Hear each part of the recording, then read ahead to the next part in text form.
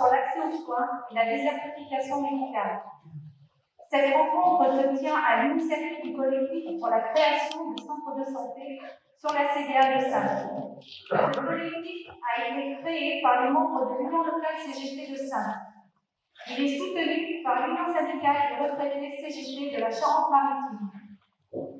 Nous avons élargi le cercle d'invitation aux députés de la circonscription, au président du conseil départemental, au conseil régional, aux sénateurs, aux délégués communautaires, au président de la CDA, à des responsables de mutuelles, à la MSA, à la CPAM, à l'Ordre des médecins, à la direction de l'hôpital, à l'Association des médecins urgentistes de France, etc. Certains se sont excusés. L'ARS de la Charente-Maritime, le Conseil de l'Ordre des médecins, le directeur de la CEPAM, Christophe Prudhomme et Sauveur Lupillot de la MUF, Éric May, président du syndicat des médecins des centres de santé, le député Ardoin, avec une promesse de prise de rendez-vous. Après 18 mois de travaux, et malgré le confinement, nous avons continué à construire ce débat. Nous avons enrichi nos données, interpellé et rencontré l'ex-vice-président de la CDA, la chargée de mission sur le plan local de santé, un conseiller départemental, l'ancien maire de Cognac, qui va d'ailleurs arriver, ici présent. D'autres, sollicités, n'ont pas eu le temps ou l'envie de nous recevoir. Pourquoi menons-nous toutes ces démarches et pourquoi travaillons-nous sur la désertification médicale et l'accès aux soins? Sur notre territoire, qui n'a pas vécu l'expérience de tenir un rendez-vous chez son médecin traitant en 3 ou 4 jours ou plus après un appel? Je ne parle pas d'un spécialiste pour lequel il faut compter plusieurs mois. Les délais d'attente sont, avec les problèmes financiers, les principales causes de renoncement aux soins. Pour beaucoup, il est aujourd'hui difficile de trouver un médecin référent, surtout quand le sien part à la retraite ou quand on vient s'installer dans le département. Si en plus on est âgé et atteint d'une maladie de longue durée, cela devient la galère. Comme le déplore Nicolas Revel, directeur général de l'assurance maladie, c'est le cas de la moitié de nos concitoyens et la tendance est à la hausse. Les déserts médicaux s'installent de plus en plus. Les médecins partant à la retraite ne trouvent pas de remplaçants, comme en témoigne la banderole installée dans une commune près de Saintes. Vos questions, vos démarches, vos besoins de terrain nous permettent de construire notre projet et de démontrer que l'existant ne suffit plus. Nous avons souhaité, nous souhaitons et nous souhaiterions être reçus par le nouveau président de la CDA, par le nouveau maire de Saintes, par le président du conseil départemental, pour exposer les préoccupations de nos concitoyens en matière de santé. Mais il semble que ce soit mission impossible pour eux d'écouter les propositions de la CGT.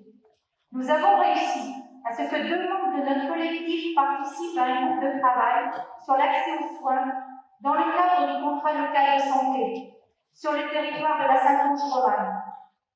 Ce territoire regroupe la CDA de Saintes, la communauté de communes de Gémozac et de la Saintonge-Viticole et celle du cœur de Saintonge, soit 91 114 habitants répartis sur 70 communes. Un diagnostic a été établi avec les partenaires. Plusieurs spécificités sont ressorties de celui-ci. Un manque de permanence médicale et d'offres de soins. Une population vieillissante ayant besoin d'accompagnement, d'isolement et perte d'autonomie. La santé au travail et la santé sexuelle. La souffrance psychosociale, etc. Le contrat local de santé est une contractualisation entre la préfecture, l'ARS et les territoires, ainsi que les différents partenaires intéressés par la santé. Il doit mettre en avant les besoins du territoire en matière de santé. Il doit avoir pour objectif de réduire les inégalités sociales, environnementales et territoriales en matière de santé. Il doit aussi favoriser la construction de parcours de santé adaptés aux besoins des territoires. Le diagnostic actuel sur le territoire ne fait que renforcer la pertinence de notre travail sur la nécessité de centres de santé et d'antennes. Les centres de santé sont l'une des solutions de l'accès aux soins pour tous. Pas de dépassement d'honoraires, tiers payant obligatoire, travail à temps partiel pour les femmes médecins et pour les médecins retraités, médecins salariés d'une collectivité locale, d'une région, d'un département, etc. Extension des plages horaires qui favorise un désengorgement des urgences. Travail en équipe souhaité par les jeunes médecins en lien avec les centres hospitaliers et un rôle de prévention pour intervenir. Le plan Ma Santé 2022, voté par le Parlement, prévoit des centres de santé pour répondre aux besoins. Qu'attendons-nous pour les mettre en place dans notre région? Les centres de santé ne sont pas en concurrence ni avec les maisons de santé, ni avec les maisons médicales, ni avec les maisons pluridisciplinaires, ni avec les hôpitaux publics. C'est un moyen d'accès aux soins supplémentaires, non seulement sur la médecine de ville, mais aussi sur les spécialités comme la dermatologie, la gynécologie, les dentistes, les ophtalmologies, etc. Sur le territoire national, plus de 2100 centres de santé ont été créés et ils fonctionnent. Pour exemple, la région Centre-Val de Loire a salarié pratiquement 150 médecins. Le Conseil régional a financé la création de 100 maisons de santé pluridisciplinaires. 6 millions d'euros ont été investis par la région. La vice-présidente de cette région, chargée de la santé, déclare: l'idée est d'implanter des centres de santé où les médecins seraient salariés de la région. L'état d'esprit de nos jeunes médecins évolue. Certains veulent aller vers le libéral dans des maisons de santé pluridisciplinaires. D'autres souhaitent aller vers un exercice de salarié de la médecine. Il faut pouvoir les accueillir dans les centres de santé répartis sur le territoire. C'est une question d'accès aux soins et de l'aménagement du territoire. Finalement, l'opération ne sera pas si coûteuse, car la région récupérera le prix des consultations versées par la sécurité sociale. Le reste à charge, salaire, coût de fonctionnement, est estimé dans la situation la moins favorable à 18 000 € par an et par médecin, selon le calcul de la région. À la lecture de cet exemple, c'est bien une volonté politique de répondre aux besoins de la population, qu'elle soit régionale, départementale, communale, intercommunale, etc. Il n'est pas possible de parler de rentabilité en matière de santé. C'est la même chose en matière de sport. Depuis quand un complexe sportif est-il rentable? Sur notre territoire, 85 médecins libéraux exercent, dont un quart entre 60 et 65 ans. Nous constatons aussi une population plus âgée que la population française, surtout sur la CDA, et l'installation de nombreux retraités chaque année. Si, au cours des 5 ans qui viennent, aucune mesure n'est prise, on pourra parler de désertification médicale comme à Royan ou à Saint-Jean-d'Angély. Par exemple, un exemple plus proche, Cognac, 6 000 patients auraient été sans médecin référent par suite de départ à la retraite si le centre de santé n'avait pas été créé. Je laisse le soin à Michel Bourrinchas d'apporter toute la lumière sur le déroulement de la création du centre. D'autres exemples très récents chez nos voisins charentais. En 2020, création de centres de santé à Blanzac, à Aigues, à Cigogne et à Angoulême.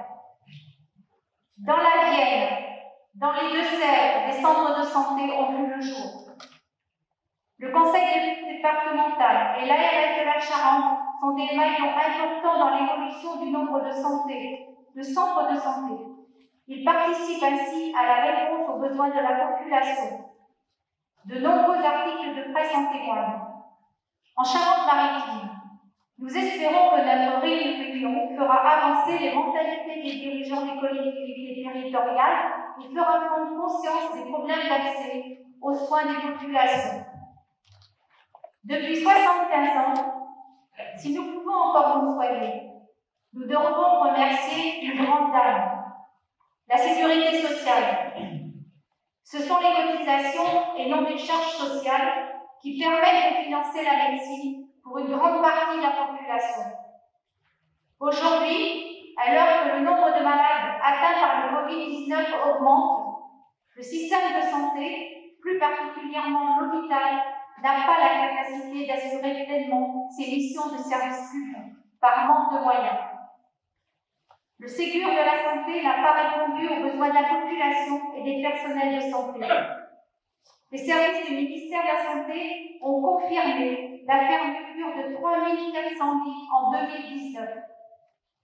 Le projet de loi de financement de la sécurité sociale annonce une réduction de moyens pour notre système de santé.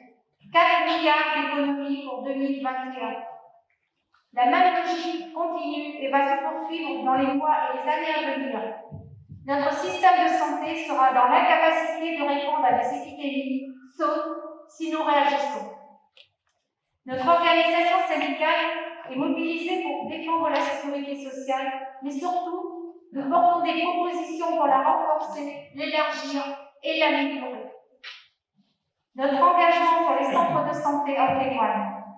L'action pour la création des centres de santé se développe dans le département, comme à Rochefort, Royan ou à Saint-Jean-d'Angély. Nous proposons au président de la communauté d'agglomération de Saintes d'attribuer des fonds à la santé pour les besoins de la population, comme la CDA attribue des fonds dans le cadre du plan de relance aux entreprises. C'est donc un vrai travail en commun que nous proposons, tout en souhaitant que notre département reste à l'abri de l'épidémie de la Covid-19, où les centres de santé ont démontré leur utilité d'avant-poste. Pour être réactif à l'actualité, vous avez pu voir ce midi un document sur l'ouverture d'un centre de santé à Castel-Sarrazin. Ville de 12 000 habitants, 10 médecins, dont 3 partent à la retraite. C'est environ entre 5 000 et 6 000 patients sans médecin. L'ARS a décidé de mettre les moyens sur la création d'un centre de santé supplémentaire. Un premier médecin s'installe sur les 3 à recruter. Plus de 500 personnes ont fait la queue pour prendre rendez-vous. Pour terminer cette intervention, nous vous informons que nous avons pris la décision d'annuler le cours fraternel pour respecter les règles sanitaires. Nous avons souhaité faire un passage des participants au cas où, si un cas se présentait, surtout contactez-nous. Je nous souhaite un bon débat dans le respect des avis et des expressions de chacun. Merci.